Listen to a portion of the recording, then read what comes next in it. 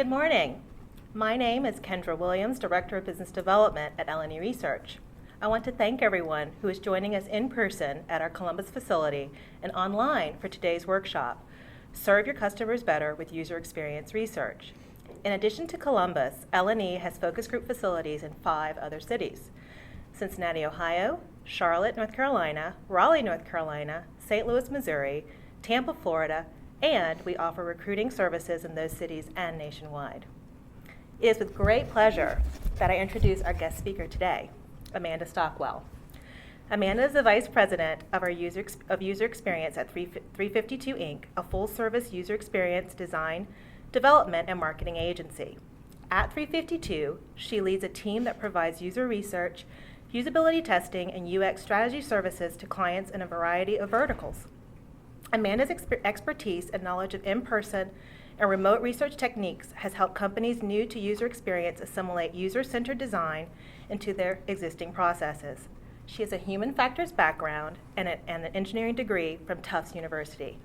Thank you, Amanda, for being here today. Thanks, you guys, for having me. My name is Amanda Stockwell. As mentioned, I'm the Vice President of User Experience at a company called 352. So 352 is a full-scale product development shop. So we do research, we do design, we do development, and we do marketing. So we do a little bit of everything. And my team focuses on the research and design side of things. So I'll just give a quick overview, just out of curiosity, for those of you who are in the room, who considers themselves a user experience professional? Just Chrissy, okay. Okay, so I always like to start these conversations by sort of setting the stage for what is user experience. And as you can see, there's a lot of different answers. User experience means a lot of different things to a lot of different people. It can be, there's lots of sort of different descriptions. There's the UX Honeycomb by Peter Morville. There's Elements of UX by Jesse James Garrett. If you have ever researched UX, many of these things will come up. There's, kind of all these different ways to describe it. However, none of those things really actually say what we do. So what user experience boils down to is 2 major things: research and design. So on the research side of things, we're trying to understand the people who use the product or service.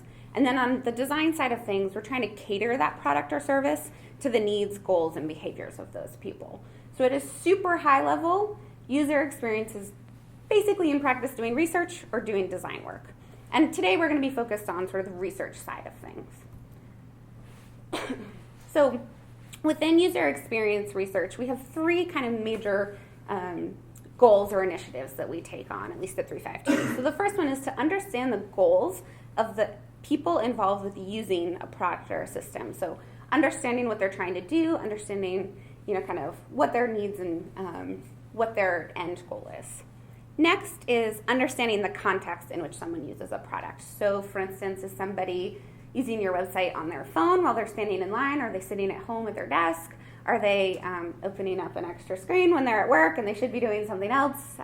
Whatever it is, kind of figuring out the context in which somebody is working. And then additionally, there's testing how well the solutions that we currently have, and that could be something complete or something that we're just sort of mocking up, testing how well the solutions fit the needs of those users. So that's kind of user experience research in a nutshell, and don't worry, we'll get way more into that. But by contrast, we're also talking about marketing research today. And so out of curiosity, who in the room considers themselves a marketing research professional of some kind? None of you. Okay, interesting. All right, so we'll kind of set the stage for marketing research as well. So marketing research isn't much more well-defined than user experience research. There are a lot of different sort of types of things that you can bucket into market research. It means different things at different companies, but at a super high level, marketing research also boils down to 3 major things. It's understanding the purchasing decisions of existing or potential customers.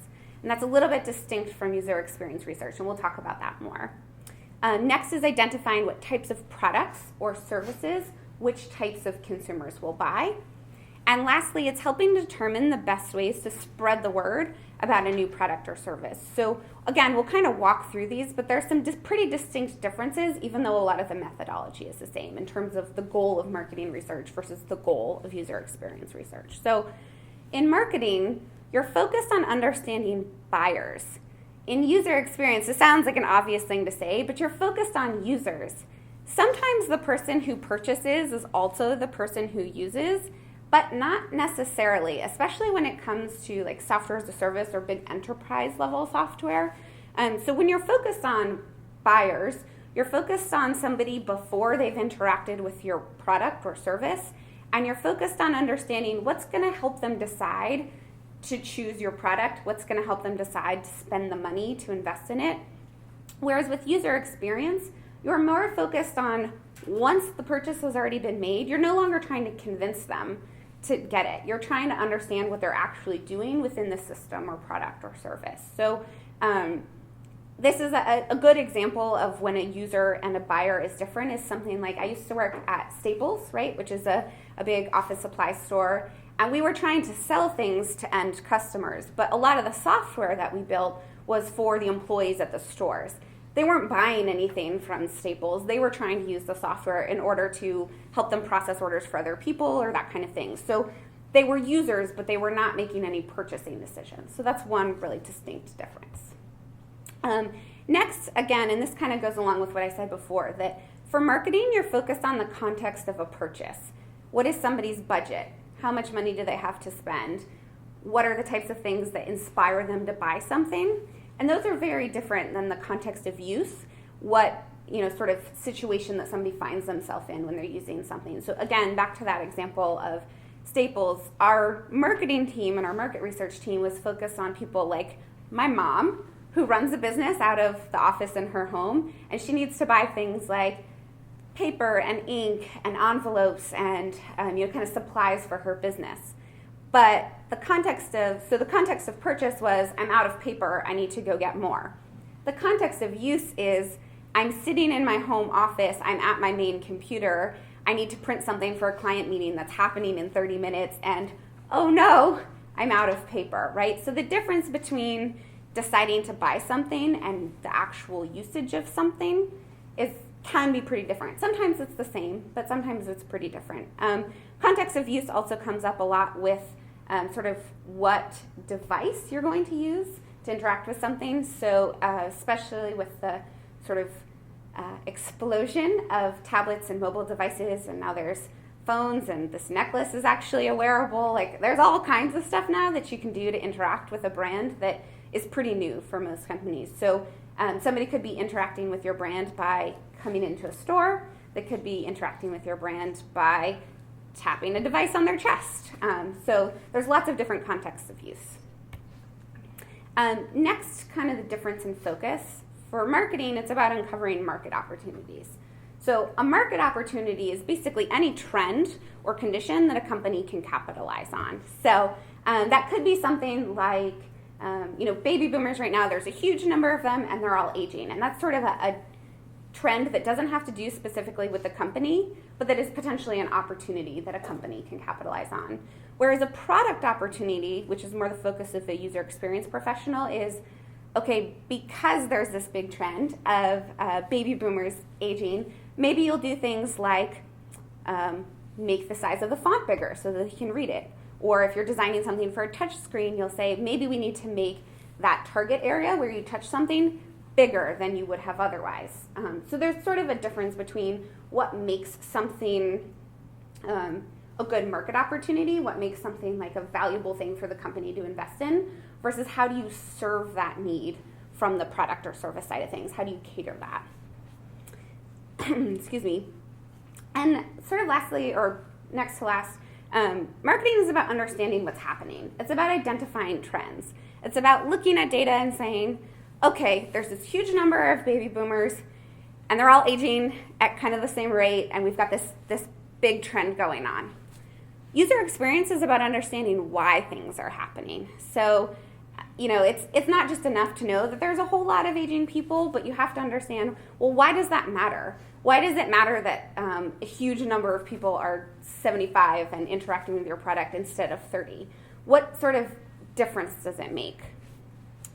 And lastly, marketing is about serving the company, right? So the goals of a marketing team are typically sell more stuff, get more signups, get more engagement. It's all about making sure that the company is hitting their goals and is happy. User experience serves the users. It's about the end person. So user experience teams' goals typically are how happy are the customers? And sometimes you can measure that with things like, are there more signups or are there less people, dropping out of something? Sometimes you can measure that with sales, but mostly surveying the users is about, kind of making sure that they're happy and having a good experience, whereas marketing is more about making sure that the company meets their goals. And ultimately, successful people on the marketing side think about the users, and successful people on the UX side think about the company. These things are not in a vacuum. They're very closely related, but there's a little bit different focus when you're talking about specific goals. Okay, so just a quick summary. Again, marketing is more about understanding buyers, and context is all around purchasing something. And it really serves the needs of a company. User experience is all about understanding users, regardless of whether or not they make the purchasing decision, and making sure that the experience you craft is as good as possible for them. And in order to craft that experience, you need to really fully understand the people, which is why user experience has a big component of research, because you have to understand them in their context, and a big component of design, because then you have to take all that information and craft that into a product or a service that really serves the needs of the users. So a nice way that I like to kind of summarize this is that marketing research identifies that this woman is stressed. You can tell her face, she looks a little frazzled, but user experience is about identifying that this woman is stressed because she's working from home with her sick baby and her husband is running late and she just stubbed her toe and she wants to cry. There's a big difference in what you provide to someone who is stressed versus someone who is stressed because their baby is sick and they're working from home and their husband is late, right? Like, if someone is just stressed, you might say, take a deep breath. If you're saying someone is stressed because their baby is sick and their husband is late, you might say, have a glass of wine. Those are very different contexts, right? So you serve up something different because you understand the context. And that's really how UX research can be powerful in a way that marketing research doesn't always get to. All right, so now let's talk a little bit more about the nitty-gritty of the actual research methods and kind of how you break down what you do at different times. So user experience research methods, there's a whole lot of them. You don't need to pay attention necessarily to all these teeny tiny things, but the point is that there's kind of a mixture of moderated and unmoderated. There's a mixture of qualitative and quantitative and attitudinal and behavioral, and we'll talk about that in a moment. But there's a whole bunch of ways that you can understand and look at how somebody is interacting with something, understand their goals, and understand how well you're serving those goals, depending on what you've built.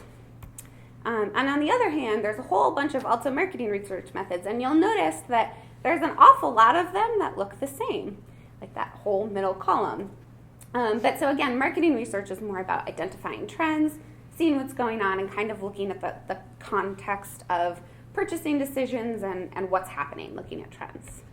And as you'll notice, like I said, there's that whole big middle area that professionals from both sides of the coin tend to do. And actually, as the years progress and as UX becomes a bigger and bigger buzzword, it really seems like actually that everybody's doing a little bit of everything. So in my role as a UX professional, I have been called upon to do all of these things. And I know people from the marketing research side of things who have also been called upon to do all of these things. So the important thing to know is not that like these are UX research methods and these are marketing research methods, but it's about understanding when to apply what type of method to answer the question at hand, and to understand what kind of questions you can answer and what sort of data you can really reasonably get from each of these methods. So it's all just love. It's all good. Excuse my poor graphics. So let's talk a little bit about the difference in types of research, though. And all of the next couple of slides have to do with research from both sides of things. So whether it's UX research or marketing research, there's quantitative and qualitative type of research. And so probably many of you are familiar with qualitative research, right? So that's things like focus groups, usability tests, one-on-one interviews, and you're trying to really get detailed, in-depth. You're talking directly to people, which is a big, sort of the key distinction between qualitative and quantitative. And you're looking typically for more detailed information. All right, so to recap, so qualitative research is probably something you're familiar with, especially if you have worked with L&E before. They have focus group, sort of facility, doing one-on-one interviews. That's all qualitative, and sort of the key distinction between qualitative and quantitative is that you directly collected the information from a person or several people. Quantitative tends to be a lot more information, but you collect it indirectly. So it'll be things like collecting surveys, doing card sorts, and we can talk about all the kind of different things. But really the key difference is that in qualitative, you want to understand sort of the depth of what's going on. And it's sort of a similar distinction between, although this isn't exactly true, in marketing research, there's a lot of focus on quantitative type data because you're trying to identify trends. You're trying to figure out what is going on.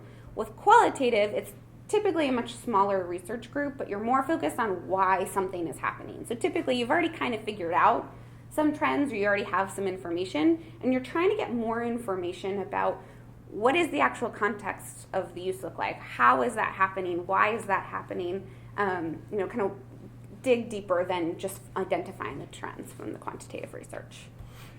Another sort of key distinction that we make in types of research is attitudinal versus behavioral. So anybody who has gone to Target and pretended like they were only going to buy like bananas and toilet paper knows that what you say and what you actually do is not the same. So attitudinal is what people say, right? So this is when you're in a focus group room or you're in a survey or an interview, people say that they're going to do X, Y, and Z thing. Like, yeah, I think I would buy that, or yeah, I think I would pay $15 for that. But behavioral research is observing and sort of tracking what people actually do in real life. So you can do things like eye tracking to see what people are looking at on a screen. You can do click tracking to see where people interact with something. You can do A/B tests for digital things. You can try out, different versions, different colors, different versions of copy. You can do shop-alongs. So this is still a little bit unnatural, but you can just watch people as they shop. And you can kind of just see what are they actually doing, so that, if you're following somebody around Target and you see them reach for that like third bottle of lotion that they don't need, you can write down in your notes like, nope, did not actually buy, only the bananas. So that's kind of the key distinctions among types of research. So then the next thing you need to do is sort of consider where you're at with all the different sort of stages of a product, so that you can figure out what your open questions are. So at a very high level, there's three kind of main stages of building a product or building a service. There's strategizing a new product or maybe new features for a product. And if you're like working at a startup, you're at this beginning stage, you're trying to build stuff. But maybe you're at a big established company and you're making a pivot. You're trying to add a new feature or a new set of things. So the open questions there are we building the right thing for the right set of people? What opportunities do we have to kind of capitalize on that? Next is sort of in the actively designing and building stage. And to be clear, these stages can all overlap and often do, but it's helpful to kind of identify what type of question you're going to answer. So in the actively designing and building stage, there's are we building it right? Is the thing that we designed actually serving the needs of the people that we've identified as our targets?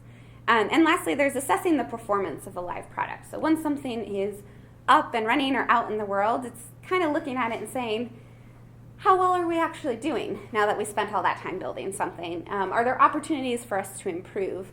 What is working well and what maybe would have worked well if we had launched it 3 years ago, but now isn't really working as well anymore? And along with the sort of open questions, here's a cheat sheet of methods that you can use. Don't worry, I'll send you the slides. You don't have to write this all down. I see you scribbling. But so in that first stage where you're kind of trying to figure out if you're building the right thing, you're going to want to do a mixture of qualitative and quantitative, and sort of based on, by virtue of the stage that you're in, you're going to have to do more attitudinal research, right? So you're not necessarily going to have things to show people to watch them interact with it. So you can't necessarily watch their behavior, but you can do things like a contextual inquiry where you go to the office of somebody who's trying to accomplish something and you watch, you see them in their real environment. So you can do sort of a mixture of things, qualitative and quantitative, to get an idea of what sorts of things are people interested in, what are their goals, kind of how does the context that they're in affect their goals, and you can start thinking about ways that you can serve those goals based on the context.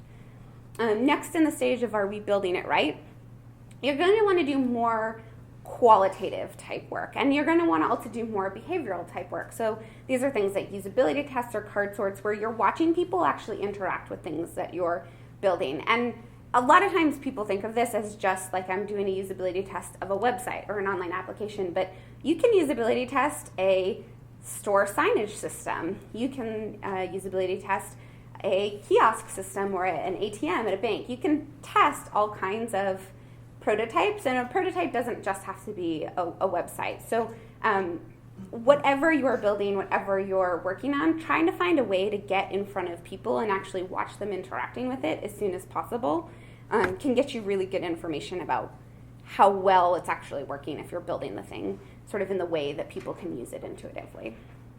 And then after something is launched and you're trying to figure out how well it's going and what you can improve, you're going to want to do a mixture of quantitative and qualitative and a mixture of behavioral and attitudinal stuff. So you could do things like A/B and multivariate testing. Multivariate testing is just a fancy way of saying ABC onward. It means you're comparing more than two things. So it might mean that you have a live website and sometimes the sign-up button is red, sometimes it's blue, sometimes it's purple. And it just means you're comparing the live data. Or you can do usability benchmarking. So you could do a usability test of your existing site with real actual customers that you have, and you can identify where some problems are, or you can talk to them about what their goals are. So I'm going to give you a couple of people to check out that I call it a cheat sheet. So someone really smart named Christian Rohr made this sort of matrix of attitudinal versus behavioral and qualitative versus quantitative, and then mapped out sort of where many of the different user research methods fall on this map. And you'll notice that it says user research, not user experience research, and not marketing research. And again, depending on who you talk to, all of these things have a slightly different sort of meaning. But user research, I think, is a good way for us to summarize that big purple heart blob of all of the stuff that has to do with understanding who your customers are. So whether your title is technically user experience researcher or technically market researcher, or maybe none of those things, maybe you're a product manager and you're just trying to get a better sense of what's going on. This is not all inclusive, but this is a good sort of reminder cheat sheet for yourself when you're newer to this and trying to figure out, okay, here's kind of the stage I'm at, here's the type of question I think I need to answer. I need really direct qualitative information, and I want to get mostly behavioral. Okay, so I'd probably do like an ethnographic field study. On the other end of things, I need to really understand behavioral stuff, and I need quantitative, I need a ton of data, I need to identify trends. Then you could do something like an A/B test. So this is a good cheat sheet.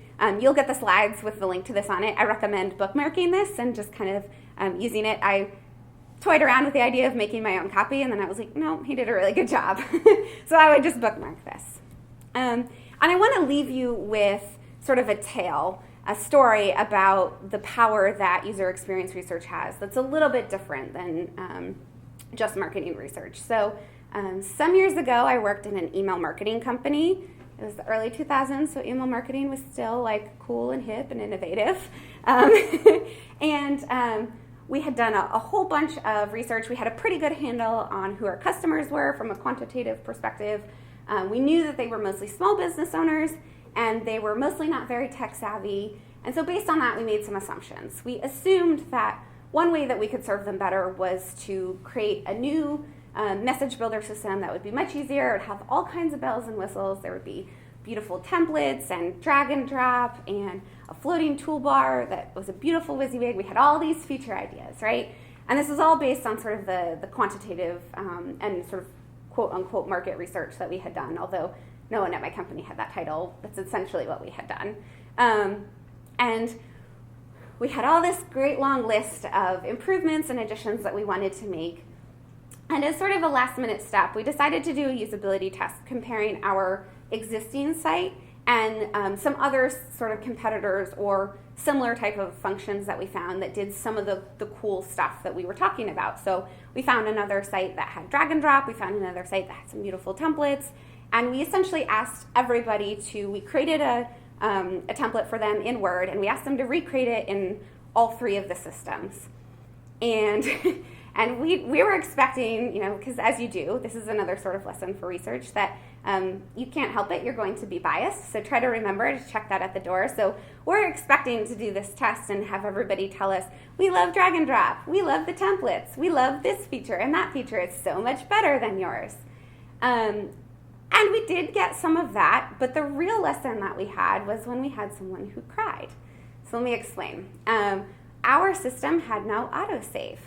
We didn't think that was a big deal because in the process we assumed that you went in, you made your email, you got it all finished, and then you sent it right away, or maybe you scheduled it, but we sort of thought of that as one workflow. Well, when we were doing the usability tests, we were talking to actual real users. And remember how I said they were mostly small business users? Well, most of those small businesses were actually retail locations, which meant that they were working on the email on their computer, and then when somebody came into the store, they would click out of the email to go check out their customer or whatever it was that they were doing. And since we had no autosave, if they didn't leave that tab open, when they went back into the system to look for their email that they had just spent quite a long time on because it wasn't very easy to recreate things in our system, it meant that it was all gone every time they had a customer come in, which is their ultimate hope, right? Like, they're not doing email marketing for the fun of writing emails. They're doing email marketing with the hope of getting people in their store. So we do this usability test, and we have this woman who that exact situation happens. She's working on recreating the email. She's pretty frustrated throughout the process because our system wasn't great. She finally gets it to where she thinks she's pretty happy, and a customer comes in. And we were recording her face. And so she deals with the customer. She's all good. She's happy. She's excited. She's like, yeah, I just made a sale. She goes back into the system, and everything that she'd spent about 45 minutes doing was toast. Gone. And the look on her face was priceless in its emotion, but also so sad. And I was like, oh my God, it's just email marketing, but this woman wants to cry. And we captured a single tear welling in the corner of her eye, and we were like, oh my gosh, we have to do something. And that's not something that we would have found out by understanding what kind of jobs they had or the age demographics or anything like that. We had to really understand their context of use. And so the team ended up we ended up finding this in a couple other places, and in retrospect, we had realized we had been getting some complaints about the lack of autosave, right? We had been getting some information about that, but we hadn't really paid attention to it because we were so focused on the shiny new features that we were going to build that we thought were really going to serve the users really well.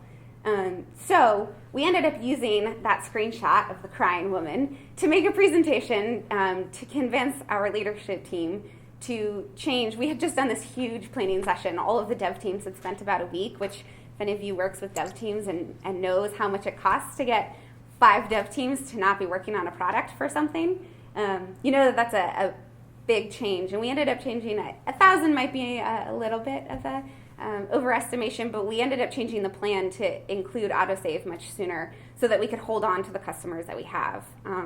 So I just want to kind of have a few lessons from that story. One thing is that what makes someone buy something doesn't make them happy, and it doesn't make them stay. So autosave is not a sexy feature that we could be like, hey, buy our product because we save your stuff. Everyone's like, duh, that's expected. But just because a feature isn't sexy doesn't mean it's not important or worth the investment. Sort of the flip side to that, though, is that you need to know that it's important, and you need to know that it's important because of the context in which your customers or your users are working. And observing people in the actual context of how they're using something is the only way to know that. If we hadn't been usability testing with this woman actually in her store, we never would have run into that situation where somebody came in and interrupted her and then she cried, right? Like, we never would have known.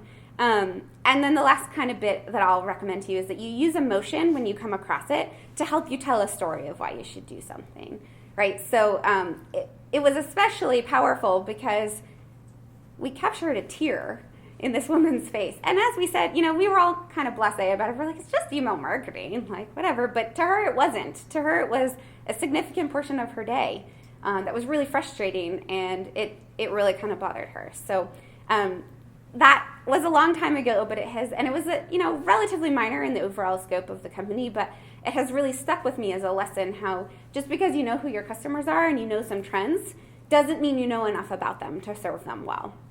So I really recommend that regardless of what your title is, that you look at both sides of the coin, try to understand the trends and the users and customers, and understand the context in which they're using something. All right, well, thank you so much for coming, and L&E for having us. We're really happy. And of course, you'll be getting all of these slides in this presentation. So if you have follow-up questions, please do reach out. And thank you again for coming. Thanks, guys.